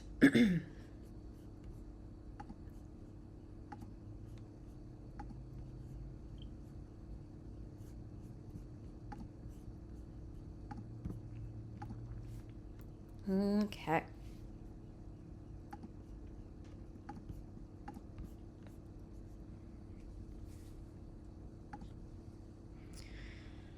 So allergen preventive controls.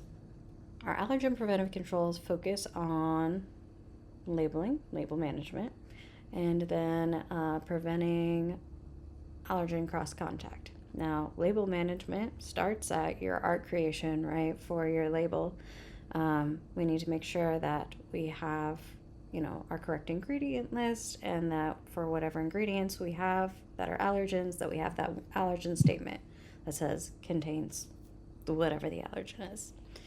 And then, of course, it goes through approval. You go to the printer, and when you receive those actual labels, we're going to check again to make sure they're correct. And then when we put on the labels, we have yet another check to make sure that we put the right label on the right product. It's so often that you end up with the wrong label on the wrong product. Sometimes it's the artwork too. Honestly, it wasn't too long ago that I saw a recall come across for butter that did not say contains milk, and I was like, that's an interesting one. It seems like that one's less likely to happen, but it happened.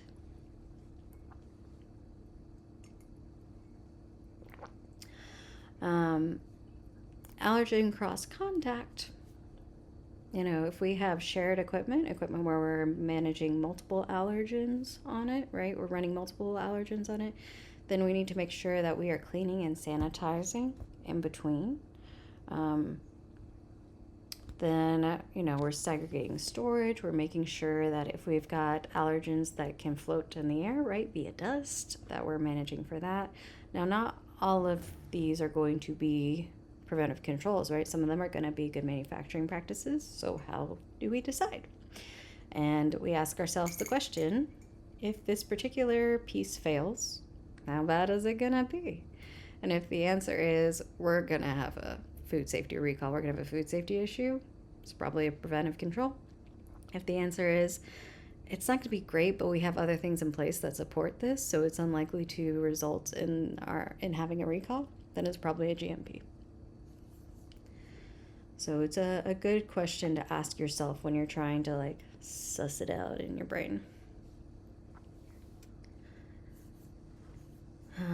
All right, other places where you might end up with accidental allergen issues. So I'm buying products from my supplier. My supplier manages other allergens, and they have cross contact in their facility, and now I got cross contact in my product. That's one of the reasons we would vet a supplier, right? Because we don't want them to be causing allergen issues for us. It might also be a change that the supplier makes to what we're purchasing. Maybe they added something new in and now it has an allergen. They need to make sure they communicate that to us so that we can change it on our label. It could happen with substitutions.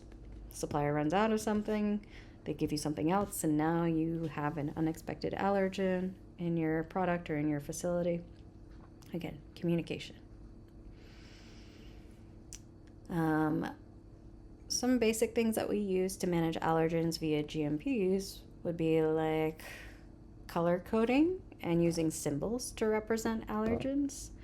That way, our employees can easily tell what products contain allergens, where they're supposed to be stored, and take that into consideration, right? Because we want segregated storage of those allergens, or if we don't have enough space, making sure that we put non-allergens on top and allergens on bottom in case something like breaks open.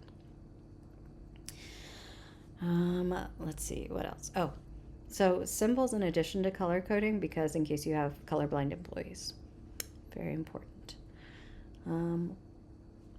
When it comes to thinking about like dust in your airways, filters in your vents can go a long way to preventing allergen cross contact.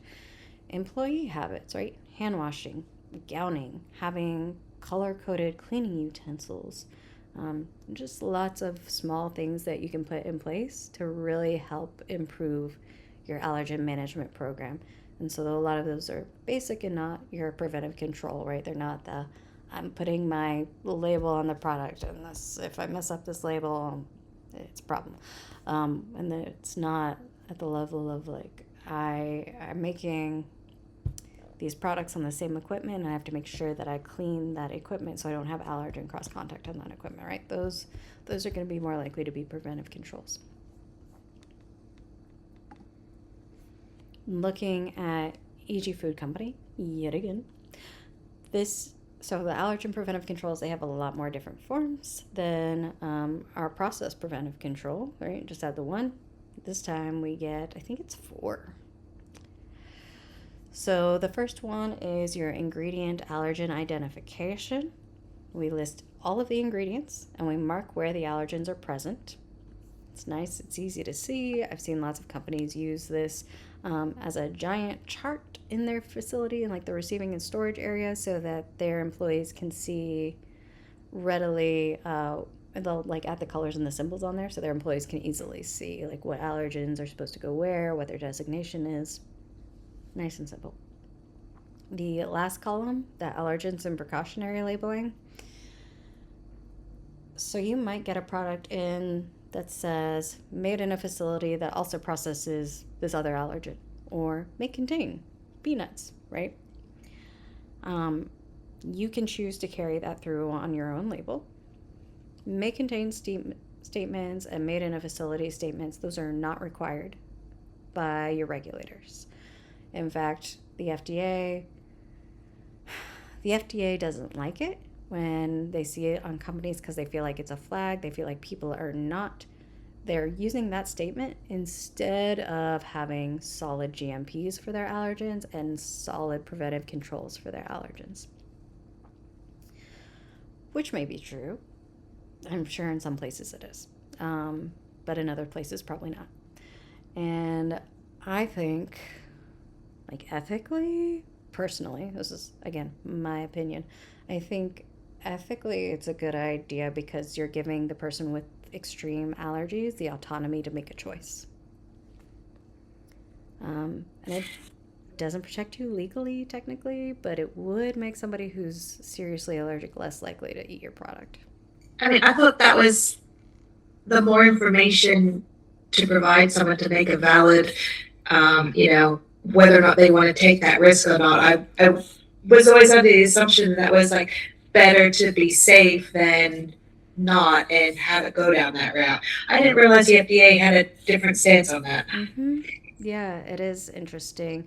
I think that stance is probably based on experience, rather than like the ethics, you know?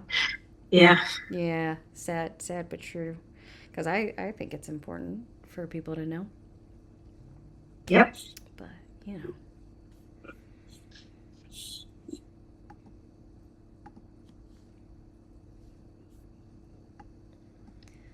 All right. The next form is the production line allergen assessment.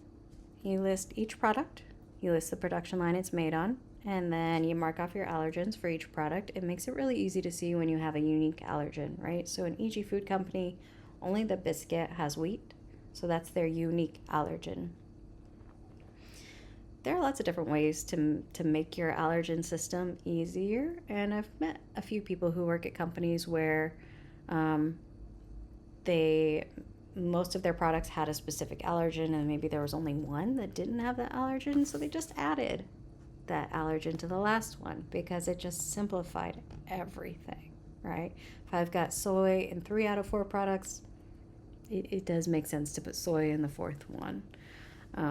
When sesame rolled out as a new one on our list of required allergens, there were bakeries that were like, hey, it's so difficult to manage sesame. I'm just going to add sesame oil to all my bread. So it's another option for allergen management. Or if you can get rid of the allergens, just get rid of them. But that's not always an option. So if I look at this chart, it is easy for me to see that wheat's the unique allergen. Wheat is the problem. So when I do my scheduling for E.G. Food Company, I'm going to run either the egg omelet or the cheese omelet first.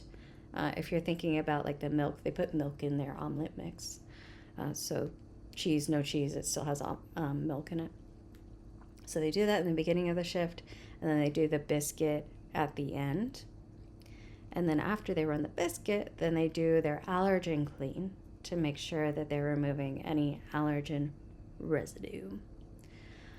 I will say what's maybe not ideal in their plan is that their critical limit for their sanitation preventive control is that it's visually clean, which does follow regulations. That's the minimum requirement for the regulations. Most companies do ATP swabs to verify that their cleaning was effective.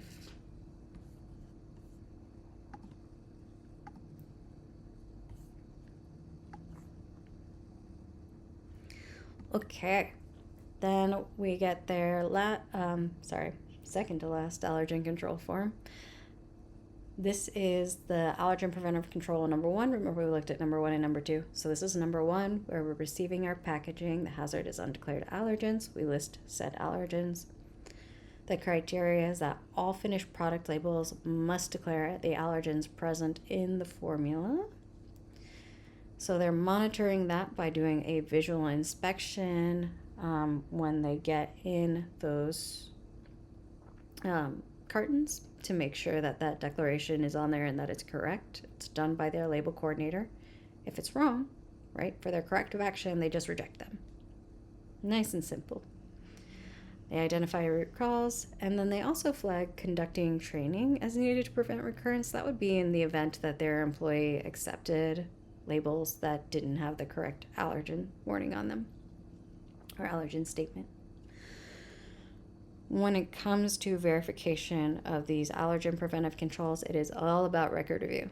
So we are reviewing that allergen label receiving check log and the corrective action records and the verification records within 7 days. And then those are the records we list.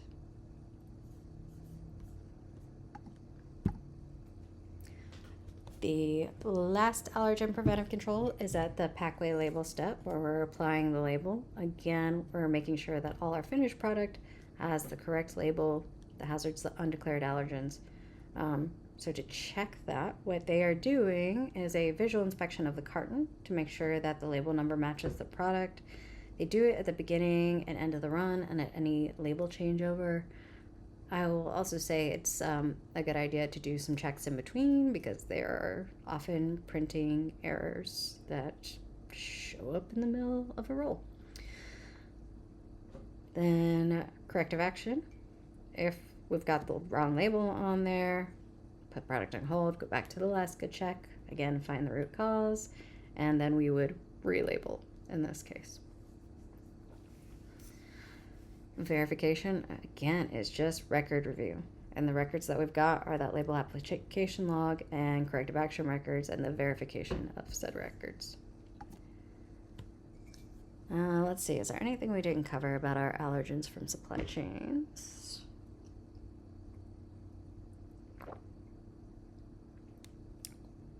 I think we covered it.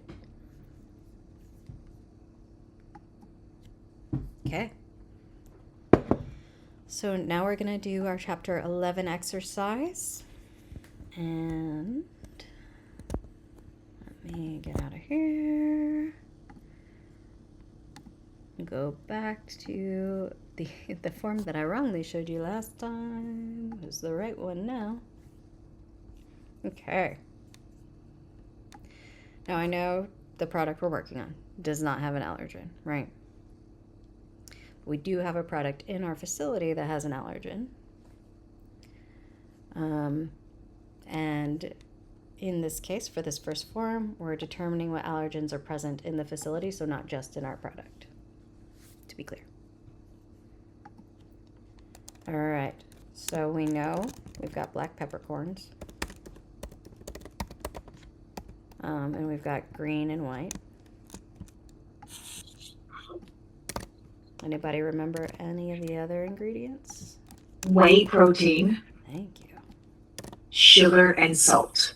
Fabulous.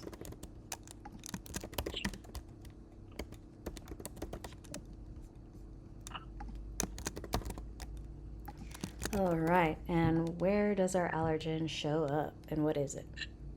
In the whey protein milk, contains milk. Perfect. So now that we've gone through that form, the next thing we're going to do is we're going to list our products. So we've got brown black pepper, the green, white, and black peppercorn mix.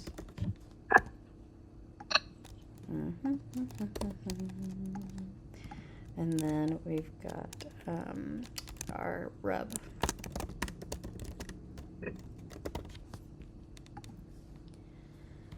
And they were very clear that the only potential point for cross contact was at the filler. So I think when we look at like the production line, maybe I'm trying to think how to designate it. Maybe we just say F1 and F2.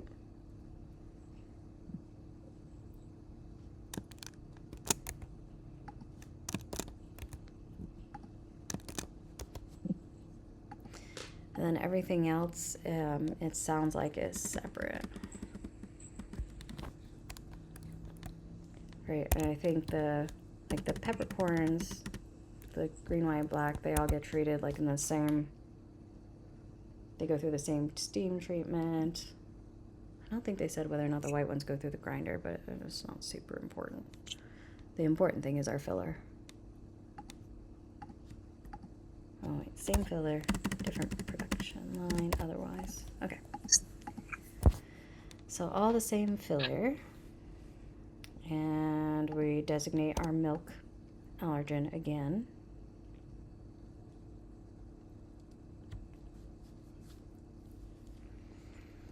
All right, so if you're setting up your production schedule, right? And we know we have to be conscientious of that cross contact at the filler. What order would you run your products in order to account for the allergen? Well, you do black pepper, then the green, white, and black mix, and then the pepper rub would be the last one because it's the one with the allergen in it. Yeah. Fantastic.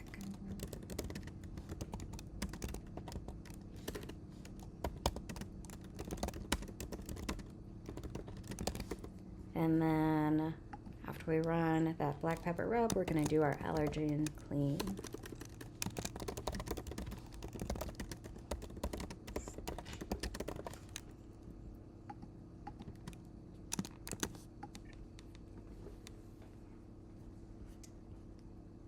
Let's make space. Okay.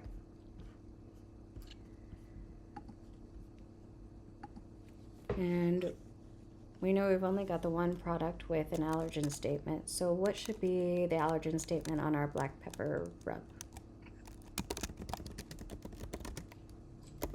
Contains milk. Yes. All right.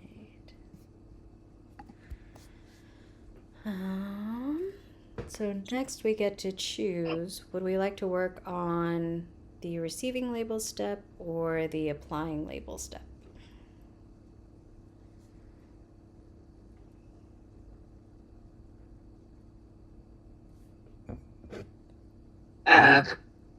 Applying label, I guess.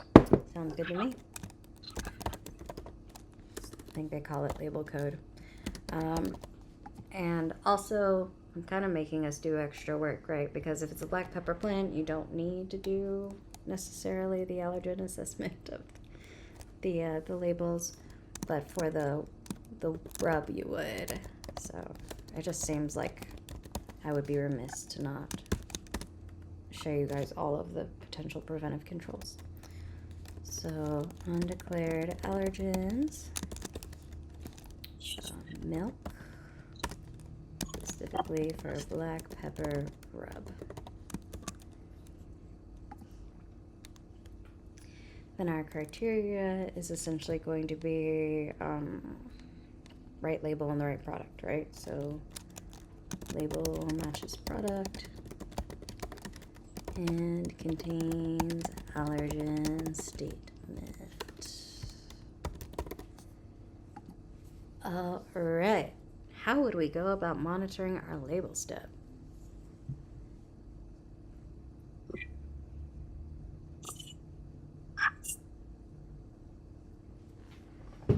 So the how would be the visual. Mm-hmm.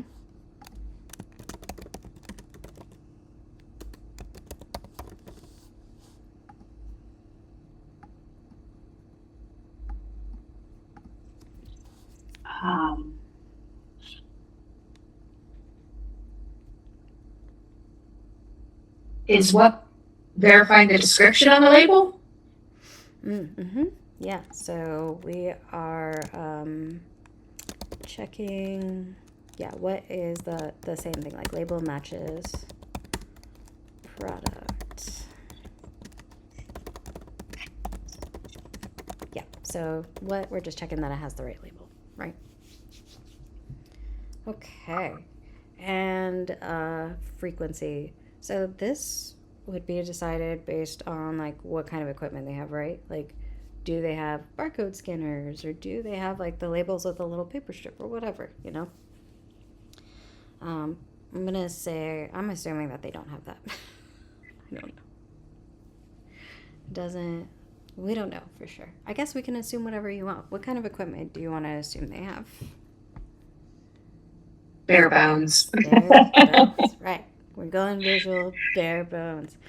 So then when do we need to check this? When do we have to have eyes on? So it would be at the start. Mm-hmm.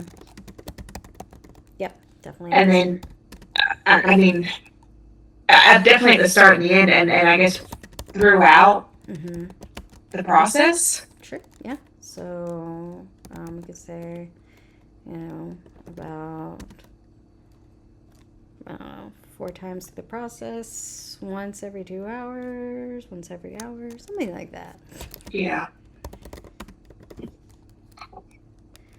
And I'm going to add at any label changeover.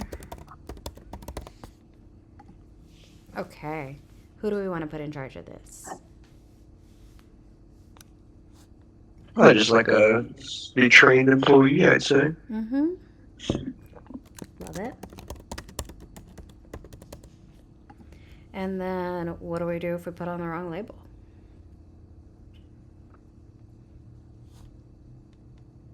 Hold the product and reevaluate.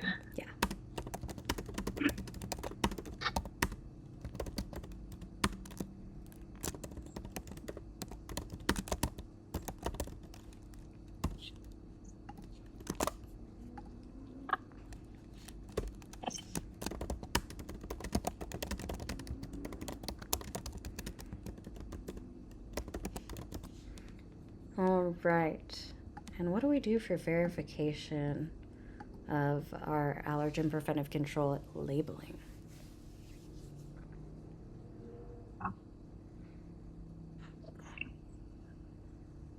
Double, triple checking. Yeah, right? So the one type of verification that's in every single preventive control, double, triple check, label review. Or sorry, paperwork review. So review our label monitoring log, whatever we call that. I'm sure there's a good name for it. Corrective action records and verification records. And then we just list those as our records.